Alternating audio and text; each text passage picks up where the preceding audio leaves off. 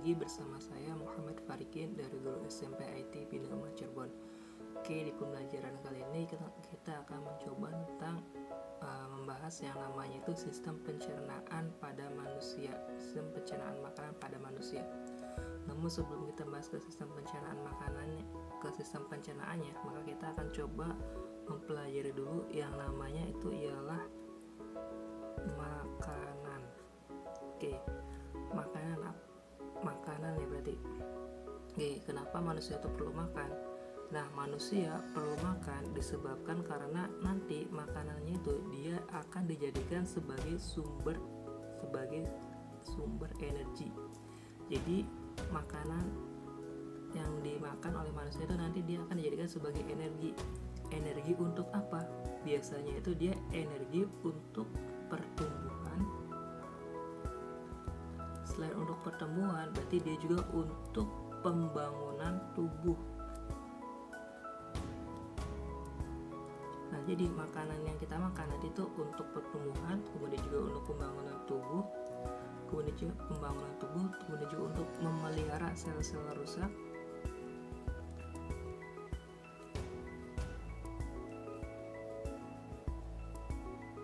Sebenarnya masih banyak lagi ya, seperti untuk pertahanan tubuh, terus juga untuk mengatur proses-proses di dalam tubuh. Nah, ini sebagai sumber makanan yang kita makan sehari-hari. Jadi sumber makanan tuh ya nanti buat ini semua, yaitu buat pertumbuhan, pembangunan tubuh dan yang lain-lainnya. Nah, sumber makanan ini biasanya manusia itu didapat dari apa? Biasanya makanan manusia didapat dari makan hewan atau tumbuhan yang telah dimasak ya. Nah, makanan manusia biasanya tuh dia dibagi ke dalam beberapa kelas ya, ke dalam beberapa golongan ya. Nanti golongannya itu ada yang namanya makronutrien, kemudian juga nanti ada yang namanya mikronutrien. Selain makro dan mikro, biasanya manusia juga dia pasti butuh yang namanya itu ialah air. Dan yang satunya juga ialah ada yang namanya itu ialah serat. Oke, makronutrien berarti dia itu dikategorikan sebagai makanan yang dibutuhkan dalam jumlah besar. Jadi kalau misalkan di makronutrien dibutuhkannya itu dalam jumlah yang banyak. Sedangkan untuk mikronutrien berarti dia itu makanan yang itu dibutuhkan dalam jumlah yang sedikit.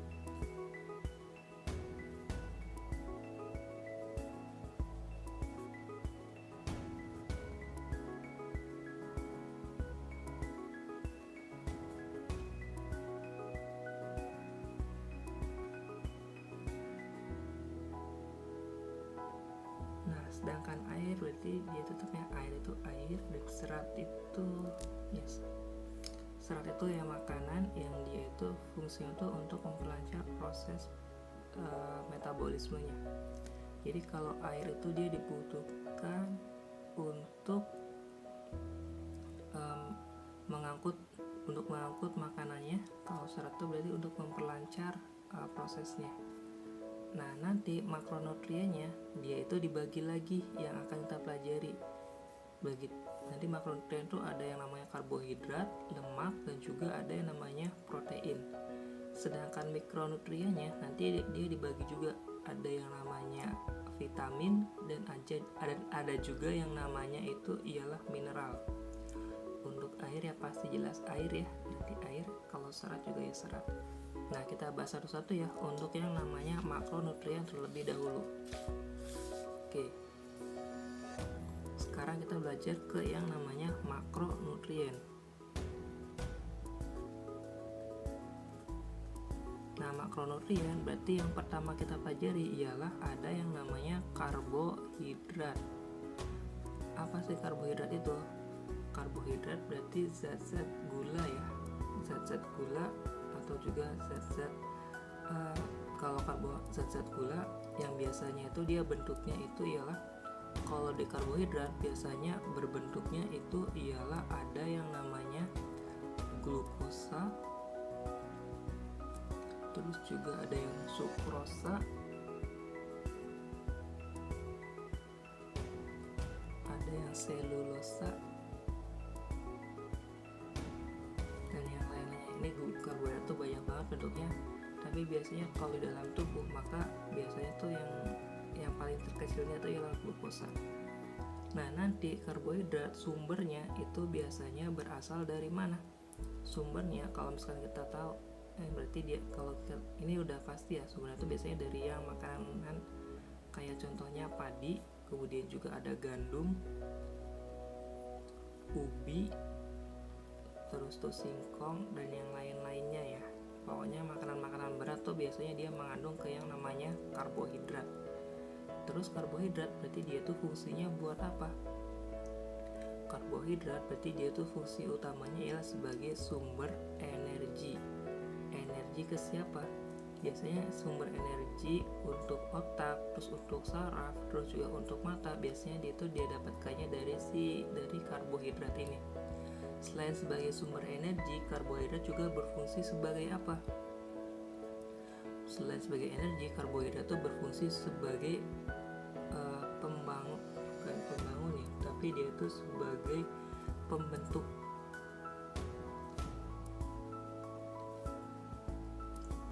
sel, jaringan, dan organ. Jadi ketika sel itu mau dibuat ya maka yang dibutuhkan pertama kali ialah ada yang namanya karbohidrat ini. Jadi, terus juga jaringan juga sama ya, organ. Jadi untuk awal pembentukan maka yang dibutuhkan ialah adanya karbohidrat. Oke, selain ini ada apa lagi? Biasanya juga untuk menjaga keseimbangan asam dan basa, itu juga untuk fungsi dari si karbohidrat ini.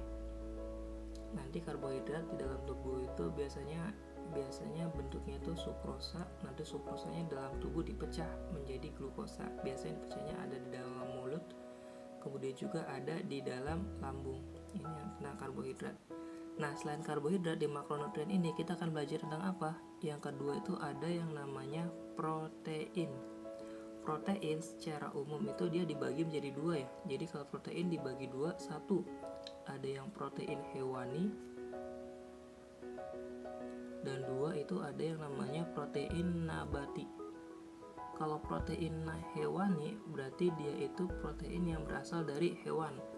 Kalau protein nabati dia berasal dari tumbuhan. Nah, nanti protein hewani biasanya dia ada dalam mana? Kalau dia protein hewani berarti dia itu biasanya ada pada yang namanya daging. Selain daging apalagi bisa ada susu. Kemudian juga ada yang namanya itu ialah ikan. Nah, untuk yang nabati biasanya dia pada apa? Biasanya untuk nabati itu ada pada sejenis kacang-kacangan. Jadi biasanya kacang-kacangan itu banyak mengandung proteinnya ya. Selain kacang-kacangan ada yang namanya kacang kedelai, terus juga buncis dan lain-lainnya. Pokoknya untuk sayur-sayuran biasanya di kacang-kacangan itu banyak yang mengandung protein. Kemudian kegunaan protein itu dia sebagai apa? Kalau karbohidrat itu sebagai sumber energi dan pembentuk sel, maka untuk protein dia itu yang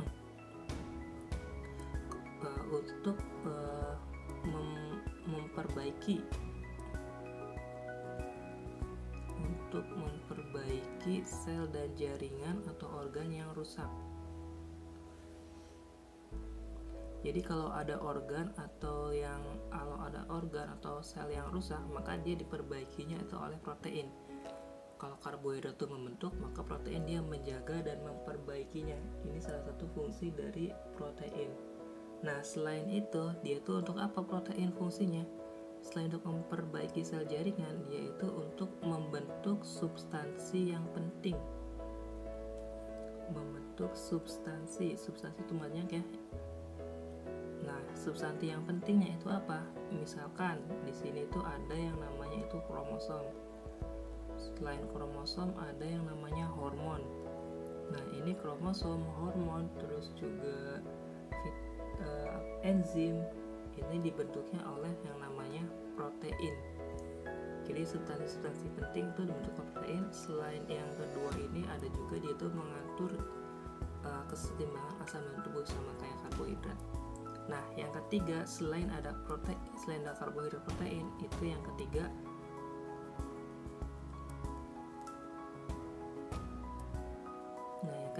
itu ada yang namanya lemak. Nah, di lemak juga sama ya seperti protein, dia itu dibagi jadi dua, ada yang lemak hewani dan ada yang lemak nabati. Nah, lemak hewani ya berarti dia lemaknya berasal dari hewan. Kalau lemak nabati ya berarti dia lemaknya berasal dari tumbuh-tumbuhan. Nah, lemak hewani biasanya dia asalnya itu dari mana? Bisa dari daging, terus ada susu, dan juga ada telur. Biasanya dari ini. Kalau lemak hewan, lemak nabati, berarti biasanya dia berasal dari dari kacang-kacangan, dan juga dia dari kelapa. Nah, yang berarti dari kacang-kacangnya yang termasuk dari tanah, dan juga ada kelapa. Kelapa di sini itu termasuk kelapa sawit ya, karena minyak yang kita gunakan di Indonesia biasanya berasalnya itu dari kelapa sawit. Nah, selain ini lemaknya, nah ini kan tentang sumbernya ya. Sekarang kita belajar ke lemak, tapi belajarnya itu ke fungsinya ya. Jadi fungsi lemak itu biasanya ialah untuk pertama itu untuk melindungi organ ya, melindungi tubuh kita. Jadi biasanya yang pertama tuh fungsi lemak tuh untuk melindungi tubuh. Nah, selain untuk melindungi tubuh, biasanya lemak juga dia itu untuk melarutkan beberapa vitamin.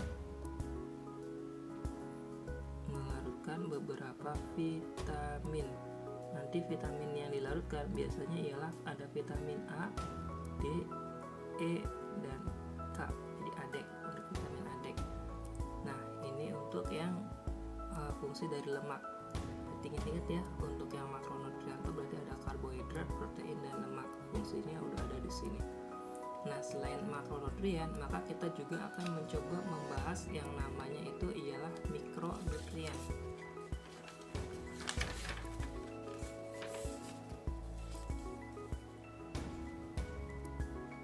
Berarti di sini ada mikronutrien ya.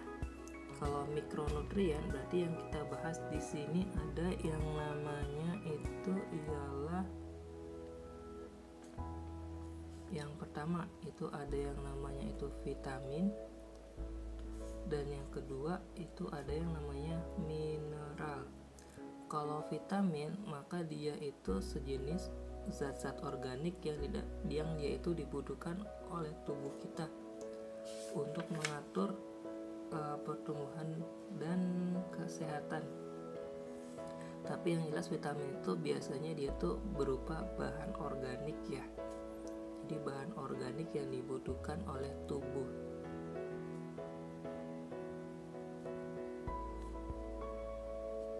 Nah, nanti vitamin dia tuh fungsinya untuk apa?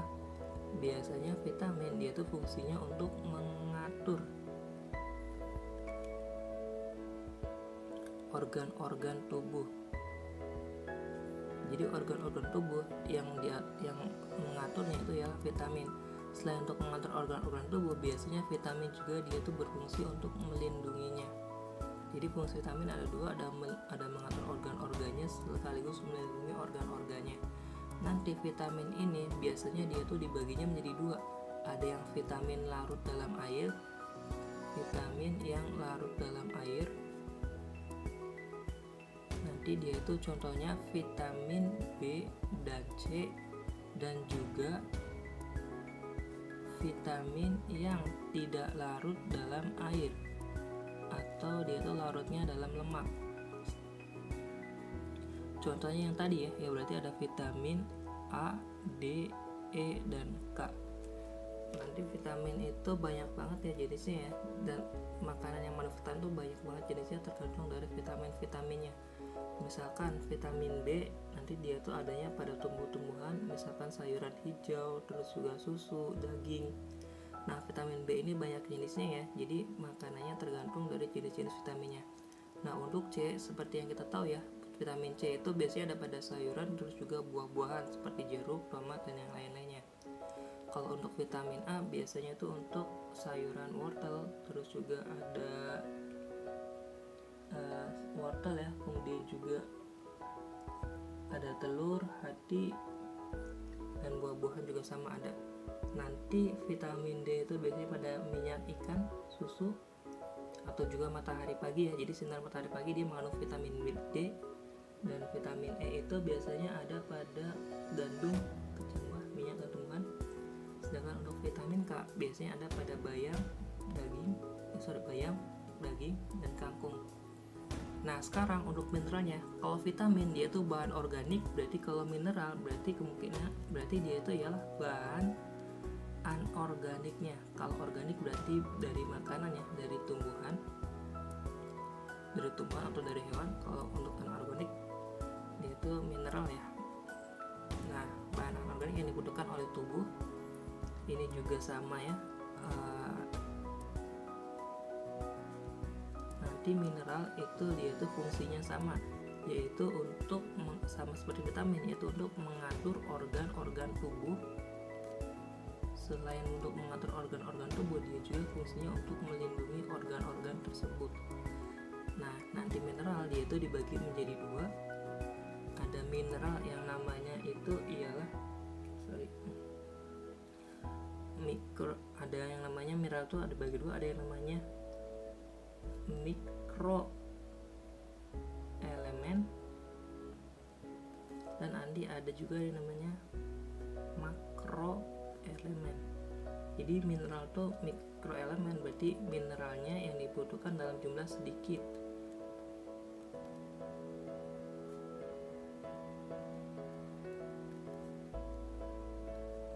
Nanti contoh mineralnya itu kalau misalkan zat besi atau misalkan Fe, kemudian juga ada yang namanya itu Cu, ada yang namanya iodin atau juga fluorid.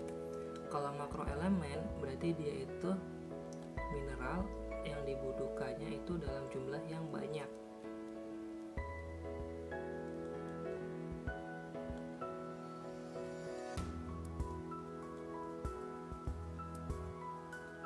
Nanti mineralnya contohnya kayak apa? Kalau untuk makroelemen ini contohnya ialah ion Na+, kemudian ada ion K+, ada lagi yang namanya Cu2+, kemudian ada S2-, terus juga ada V, ada fosfor, dan juga ada klorin.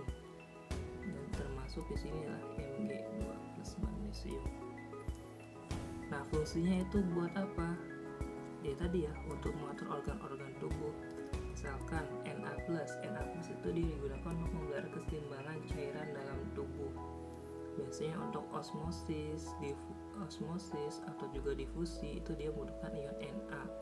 Ion K itu fungsinya untuk memelihara keseimbangan air dalam tubuh. Terus juga kalau misalkan kalau kita luka biasanya ion K ya. Nah Cu itu ini bukan Cu ya, tapi Ca ya, Ca2+. Kalsium, nanti kalsium itu biasanya dibutuhkan dalam tulang. Nah ini contoh-contoh dari yang namanya mineral. Nanti untuk makanannya biasanya ini tuh tergantung lagi ya dari yang dibutuhkannya. Misalkan natrium dia tuh dari garam dapur, ini biasanya garam dapur dia udah mengandung natrium. K juga dari garam dapur biasanya ada yang mengandung K, tapi juga biasanya dari biji-bijian. Kalau kalau susu berarti dia biasanya mengandung Ca ya, kalsium. Susu itu bisa mengandung di sini kalsium. Dan yang lain-lain juga masih banyak ya. Nah selain vitamin dan mineral yang ini berarti kita tadi juga ada yang namanya itu air, dan ada yang namanya ialah ada air dan ada serat. Nah air, kalau misalkan kita lihat sebenarnya tubuh manusia itu dia terdiri dari hampir 70%-nya itu ialah air. Nah kenapa sih air itu sangat banyak banget jumlahnya ya? Karena air ini satu, dia itu fungsinya itu bisa untuk mengangkut makanannya. Jadi makanan dalam tubuh diangkutnya oleh air. Selain dia itu mengangkut makanan, dia juga bisa mengangkut yang namanya itu sisa-sisa makanannya. Seperti sisa-sisa makanan, kan makan lo dicerna oleh tubuh ya. Nah nanti makanannya ada yang tidak dicerna dan harus dibuang. Nah makanan yang dibuangnya tuh dia diangkutnya sama, dia tuh diangkutnya sama yaitu oleh air ini. Nah selain itu dia tuh biasanya untuk selain mengangkut, dia tuh untuk membantu reaksi kimia dalam tubuh. Nah makanan itu kenapa kita perlu makan, karena dia itu akan dibuat menjadi energi ya. Nah energinya itu di reaksi kimianya, energi reaksi kimia pada pendukan makanannya, dia itu dibantu oleh yang namanya air. Nah selain ini dia juga makanan itu untuk membantu sebagai melarutkan zat dalam proses makanannya, melarutkan zat makanan. Jadi seperti yang tadi ya, sebelum dia itu diangkut ke sel, maka makanannya harus dilarutkan terlebih dahulu. Nah setelah makanan yang udah larut, maka dia akan diangkut ke sel atau ke jaringan oleh si air ini. Nanti air itu biasanya manusia itu butuhnya yaitu 2 liter ya, 2 liter atau setara dengan 8 gelas. Nah yang terakhir itu ada serat. Serat itu tadi ya, fungsinya itu kenapa ada serat, karena serat ini fungsinya tuh untuk memperlancar aktivitas metabolisme. Jadi kalau misalkan ini kita lihat tuh berarti proses pencernaan ini dia tuh dilancarkannya dia tuh oleh makanan yang mengandung serat ini. Nah serat biasanya itu dia adanya itu pada buah-buahan,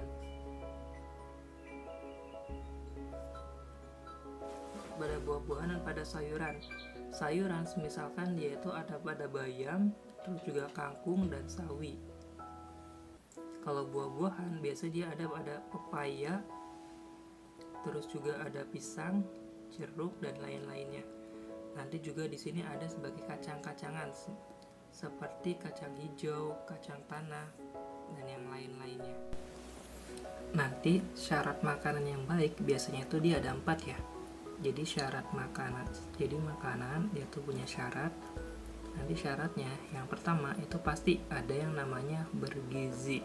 Bergizi ini biasanya kalau tahun 2000-an tuh ada kata 4 sehat 5 sempurna ya. Jadi makanan tuh harus ada nasi, lauk pauk, sayur, buah-buahan ditambah dengan susu. Nanti jadi 4 sehat 5 sempurna. Tapi kalau sekarang jadinya tuh ke PGS, pedoman gizi seimbang.